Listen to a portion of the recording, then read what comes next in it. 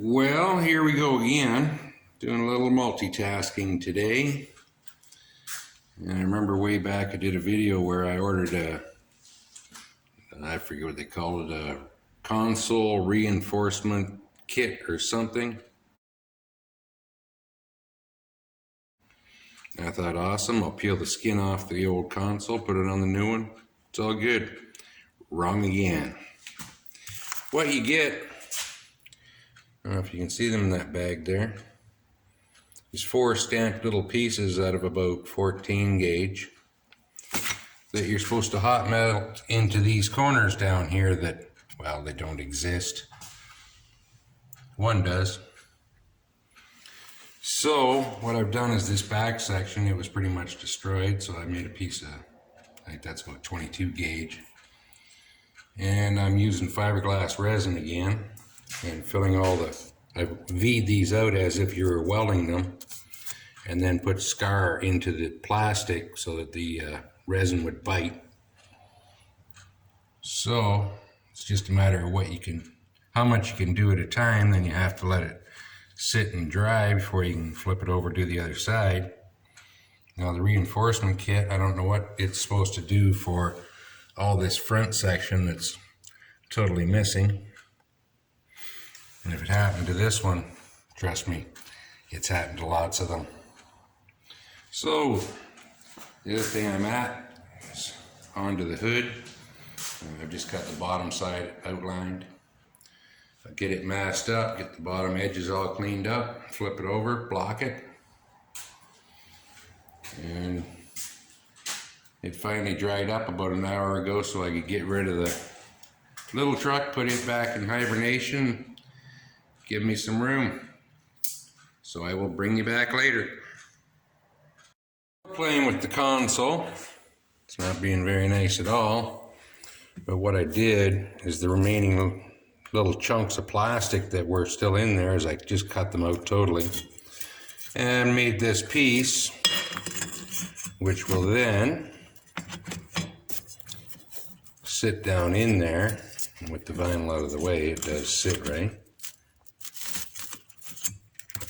Not enough hands. But it will sit down in there flat. So I cleaned up all the backside, put some scars in here. That piece will go in with this piece behind. And that's what bolts to, I guess you'd call it the instrument cluster at the top of the console. I just don't know my Corvette terms, so you gotta take what you get. And the other thing for today is I've got the hood, final block, mask, ready to roll. So I will give it a splash probably first thing tomorrow morning and maybe play with the console some more while it dries. Bring you back later. I believe there's a saying, something about all good plans of mice and men.